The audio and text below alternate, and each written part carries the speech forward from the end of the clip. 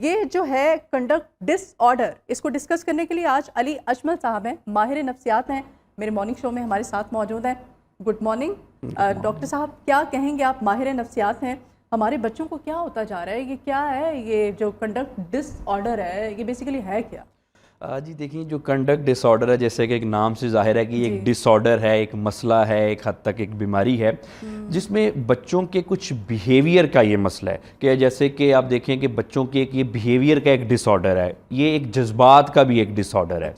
اس میں کیا ہوتا ہے کہ کچھ بچے آپ نے اکثر دیکھے ہوں گے کہ وہ ہر وقت شرارتیں کرتے رہتے ہیں اور بڑی آڈ قسم کی شرارتیں کرتے ہیں۔ ایک تو بچے نارمل شرارتیں کرتے ہیں جو کہ اچھی چیز ہے، بچوں کی گروتھ کے لیے بہتر ہوتی ہے، لیکن کچھ بچے حد سے زیادہ شرارتیں کرتے ہیں، ایگزیکٹلی چیزیں توڑنا، اس کے علاوہ پھر دوسرے بہن بھائیوں کو بہت زیادہ مارنا، پیرنٹس کی بات نہ ماننا، گھر میں کوئی پیٹ ہے تو اس کو مارنا اوبیسلی، چیزیں توڑنا، اسکول میں ان کا جو کنڈکٹ ہے وہ اسکولنگ ان کی بہت خراب ہونا، یعنی کہ وہ ٹیچرز کی بات نہ ماننا، اوبیسلی جی جب اسکولنگ ان کی مسئلہ ہوگا تو پڑھائی میں بھی دل نہیں لگے گا۔ اور پھر اس کی کچھ ایکسٹریمز فارم بھی ہیں، مطلب کہ کچھ بچے ایسے کرتے ہیں کہ وہ گھر سے جیسے بھاگ جاتے ہیں، کچھ بچے جو ہیں ٹین ایج میں آپ دیکھیں کہ بہت زیادہ ذرا جو سبسٹانسز ہیں، جو نارکوٹکس وغیرہ، ان کو یوز کرنا شروع کر دیتے ہیں۔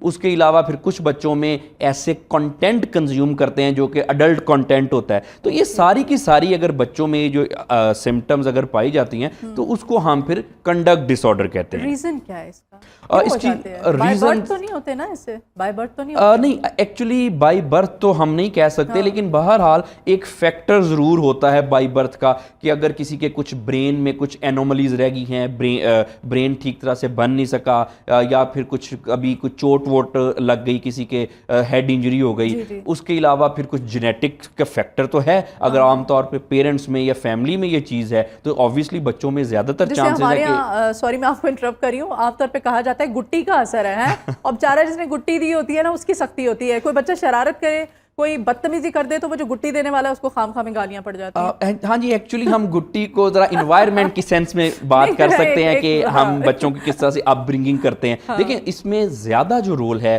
کہ کیوں بچے ایسے کرتے ہیں وہ اپ برنگنگ کا رول ہے، کہ جینیٹک فیکٹرز اور جو دوسرے برین وغیرہ کی انجری ہے یہ میٹر کرتی ہیں چیزیں، لیکن زیادہ رول انوائرمنٹ کا ہے کہ جیسے کہ کوئی ٹراماز ہیں، کوئی گھر میں بہت زیادہ کوئی جھگڑے ہوتے ہیں، بچے کو کوئی پاسٹ ٹراماز، کوئی ایموشنلی اس کو سپریس کیا جاتا ہے، پیرنٹس کے جھگڑے، فیملی کا ذرا انوائرمنٹ تھوڑا سا ٹاکسک ہے، یہ سب سے بڑی وجہ ہے بچوں میں کنڈکٹ ڈس آرڈر میں مبتلا ہونے کے لیے۔ تو اس میں دونوں ہی چیزیں ہیں، لیکن بہرحال اس میں انوائرمنٹ کا رول تھوڑا زیادہ ہے۔ اس کے علاوہ پھر آپ دیکھیں کہ بچوں کو ٹراماز عام طور پہ کیسے ہوتے ہیں، اگر کسی بچے کو بہت زیادہ بلی کیا جائے اپنے پیئر گروپ میں یا اسکول میں یا گھر میں، تو اس میں یہ چانسز ہوتے ہیں کہ اس کو کنڈکٹ ڈس آرڈر ہو جائے۔ تو یہ کچھ ایسی چیزیں جو ہیں، یہ ساری چیزیں بائی دا وے مل کے کسی کو کنڈکٹ ڈس آرڈر میں مبتلا کرتی ہیں۔ ادروائز بچے تھوڑا بہت ضد کرنا، شرارتیں کرنا، یہ ایک نارمل چیز ہے، اچھی بھی چیز ہے نا، اگر بچے نہیں شرارتیں کریں گے تو اور کون کرے گا، لیکن یہ ایک حد سے زیادہ اور اس طرح کی شرارتیں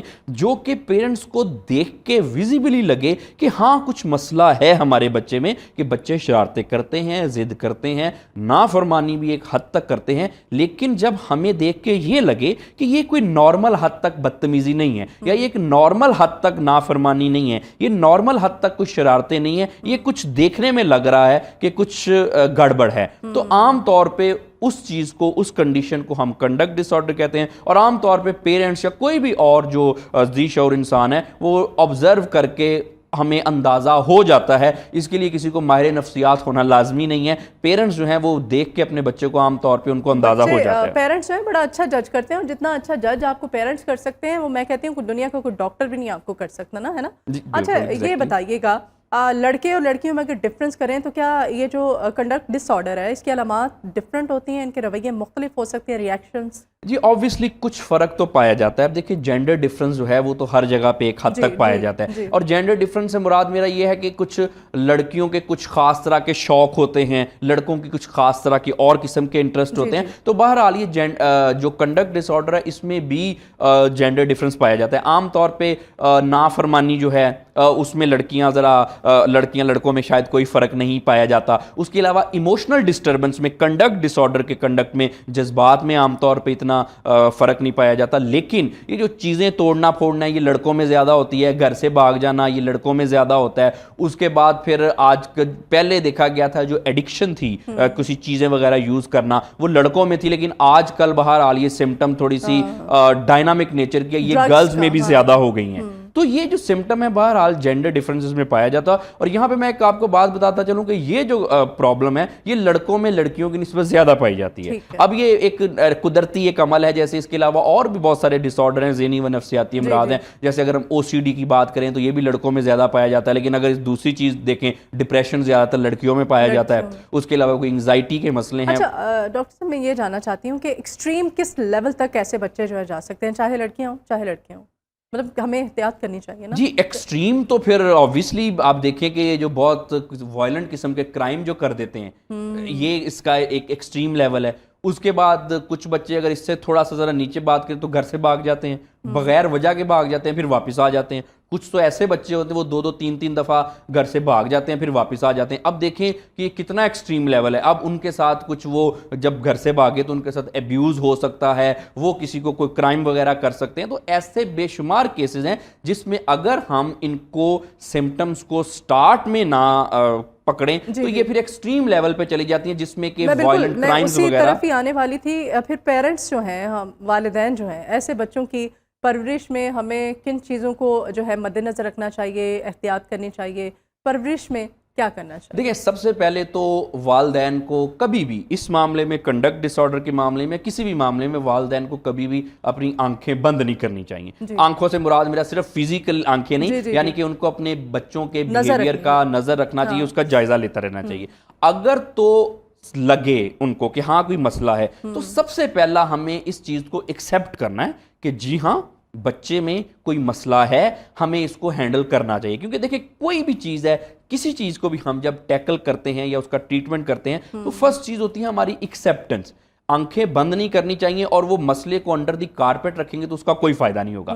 سب سے پہلے ہمیں یہ اس چیز کو ادراک کرے کہ ہاں جی کوئی مسئلہ ہے اور اس میں کوئی بری بات نہیں ہے, مسئلے ہو جاتے ہیں. دیکھیں نا زکام ہو جاتا ہے, کھانسی ہو جاتی ہے, بخار ہو جاتا ہے, تو کنڈکٹ ڈس آرڈر بھی ہو جاتا ہے. ڈاکٹر صاحب اس میں جو لڑکے ہوتے ہیں, یہ جو کنڈکٹ ڈس آرڈر ہے اس کے شکار جو لڑکے ہوتے ہیں, بچے ہوتے ہیں, یہ اس میں ایسے بچے بھی ہوتے ہیں جو لڑکیوں کو خاص طور پہ مارتے ہیں, ان سے چڑ کھاتے ہیں.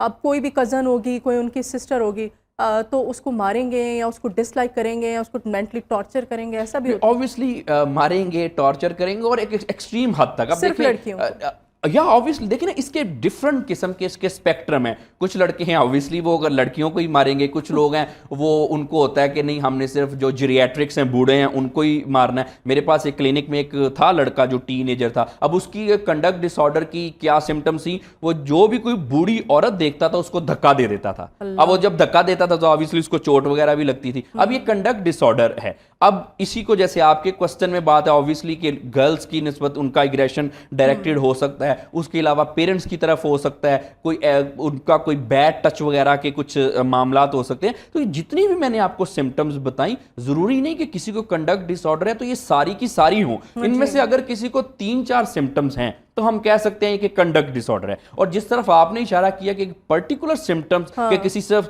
اپنی جو گرل کو یا کسی کزن گرل کو بھی ہم نے کچھ اس طرح سے کرنا, تو یہ بھی اسی کا ایک سپیکٹرم ہے. کسی میں obviously کنڈکٹ ڈس آرڈر ہو سکتا ہے اور اس میں یہ والی علامات پائی جا سکتی ہیں. تو یہ پاسبل نہیں ہے کہ جتنی ہم نے علامات کا ذکر کیا ایک بندے میں ساری پائی جاتی ہیں, ساری پائی جائیں, کوئی 1-2 بھی پائی جا سکتی. تو وہ انف ہے کنڈکٹ ڈس آرڈر ڈائگنوز کرنے کے لیے. ان کو کیا کردار ادا کرنا چاہیے, کیونکہ ہم تو بچوں کو اسکول بھیج دیتے ہیں, پھر ٹیچرز کی بھی ہمارے یہاں اسکولوں میں مطلب افسوس کے ساتھ کہنا پڑ رہا ہے مجھے کہ جو ہوتے ہیں ٹیچرز وہ سمجھتے ہیں کہ صرف پڑھانا ہے بچوں کو اور یہی ہماری رسپانسبلٹی ہے, یہی ان کا کام ہے, یہی ان کی ڈیوٹی ہے اور اس کے علاوہ کچھ نہیں ہے. ایسا کیوں ہے ہمارے معاشرے میں, ٹیچرز کو کیا کرنا چاہیے؟ دیکھیں یہ اگر ایسا کیوں ہے تو یہ ٹریننگ نہیں ہے ہمارے. انفارچونیٹلی جو ٹیچرز ہیں اور بھی جو پروفیشنل دوسرے بھی ہیں, تھوڑی سی میرا خیال ہے, میں سمجھتا ہوں کہ شاید ٹریننگ کا ایک فقدان ہے.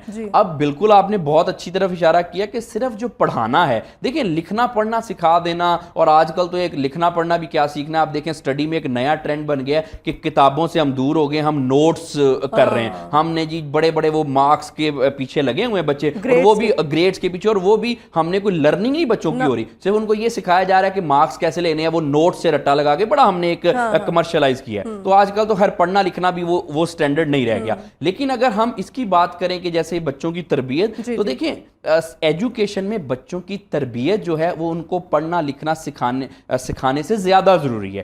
اگر ایک بچہ ہے, آج کل انٹرنیٹ کا دور ہے, بکس اویلیبل ہیں, ہم کسی بچے کو لکھنا پڑھنا سکھا دیں تو وہ تو پھر سیلف موٹیویٹڈ ہو کے چیزیں کر سکتا ہے. بٹ تربیت بہت اہم ہے. دیکھیں ایجوکیشن جو ہے وہ تربیت کے بغیر ایجوکیشن کا کوئی کانسیپٹ نہیں ہے. اور اس کا ہمیں ہوتا کیا ہے کہ ہمارے بچے, آپ دیکھیں ہر گھر سے آج کل بچہ نکل رہا ہے بیگ اٹھا کے پڑھنے کے لیے, کتنی زیادہ اکیڈمیز انسٹیٹیوشن ہو رہی ہے. لیکن اگر ہم اپنی ایجوکیشن کی کوالٹی دیکھیں, یا اگر ہم یہ دیکھیں کہ ہم نے کیسے انسان پیدا کیے ہیں, تو آپ دیکھیں کہ وہ شاید موریلٹی ہماری ڈیٹیریٹ کر رہی ہے. اور اگر ہم یہ بھی چیز دیکھیں کہ اپنی ایجوکیشن لیول کو اگر ہم دوسری کنٹری سے موازنہ کریں, تو یہ اس میں کوئی راکٹ سائنس نہیں انڈرسٹینڈ کرنا کہ آپ دیکھیں کہ ہماری کنٹری میں کتنے نوبل لاریٹ پیدا ہوئے, کتنی ہم نے کوئی ریسرچز میں یا ہم کسی بھی فیلڈ میں ہم نے بہت زیادہ کوئی چیزیں اچیو کی. مسئلہ کیا ہے کہ شاید ہم ٹھیک طرح سے نبض کو نہیں پکڑ پا رہے, جو آپ نے بڑی اچھی بات کی کہ ہم نے اپنے بچوں کی تربیت کرنی ہے, ہم نے ان کو یہ سکھانا ہے کہ اگر کوئی مسئلہ ہے تو اپنے ساتھ کیسے ڈیل کرنا ہے. اچھا, یہ صرف بچپن تک ہی رہتا ہے, یا جیسے بچے بڑے ہوتے ہیں, ٹین ایج میں پہنچتے ہیں, تو کیا یہ ختم ہو جاتا ہے یا مزید بڑھتا ہے؟ نہیں, یہ ختم بالکل نہیں ہوتا unless and until ہم اس کا ٹریٹمنٹ نہ کریں, یہ بڑھتا ہے. کیونکہ دیکھیں بچوں کی ایک لمیٹیشن ہے نا, بچے ایک حد تک نقصان پہنچا سکتے ہیں. اب ٹین ایجر ہو گیا, اویئرنیس میں نے کہا شاید آتی ہو تو بڑے ہوں تو آٹومیٹکلی کم ہوتا چلا جائے. نہیں, عام طور پہ دیکھا گیا کہ شاید ہی کوئی اکا دکا ٹھیک ہو جائے جس کو خود بخود ہدایت آ جائے. ادروائز ایسے کوئی بھی دیکھیں کوئی بھی بیماری ہے, ٹریٹمنٹ کیسے کیا جا سکتا ہے ایسے؟ جی, اس کا جو آپ جو ڈاکٹر حضرات ہیں, کیا ان کے پاس ماہر نفسیات جو ہیں ان کے پاس لے کے جایا جانا چاہیے فوری طور پہ والدین؟ جی بالکل. یہ جو کنڈکٹ ڈس آرڈر ہے, یہ ایک اچھا خاصا ایک مسئلہ ہے. یہ دکھنے میں تو شاید ہمیں چھوٹا محسوس ہوتا ہے, لیکن یہ چھوٹا مسئلہ نہیں ہے. اگر کسی کو ہے, اس کی بجائے کہ وہ بڑے ٹین ایج میں یہ مسئلہ زیادہ ہو, فوری طور پہ چاہیے کہ کسی ماہر نفسیات سے کنسلٹ کیا جائے. ایک تو یہ بات ہوگی. اس کے بعد پیرنٹس کو اپنا رول بھی پلے کرنا ہے. دیکھیں یہ جو مسئلہ ہے بچوں میں, یہ ماہر نفسیات اپنے کلینک میں تھوڑے ٹائم پہ کیا کر لے گا, یہ ہمیں ایک پورا ہولسٹک اپروچ ہوتی ہے جس میں ماہر نفسیات کا رول ہوتا ہے, پیرنٹس کا رول ہے, ٹیچرز کا رول ہے, کمیونٹی کا رول ہے, اس کے بعد ایک سوسائٹی کا بھی ایک حد تک رول ہوتا ہے. مطلب ہم سب نے مل کے ایسے بچوں کی گرومنگ کرنی ہے, ان کی لرننگ کرنی ہے, ان کو سکھانا ہے, اور ان کو یہ جس حصار میں جس بیماری کے اندر مبتلا ہے اسے باہر نکالنا ہے, اور ہم سب کو اپنا کردار ادا کرنا ہے. Thank you so much for coming. Doctor ماہر نفسیات علی اجمل صاحب ہمارے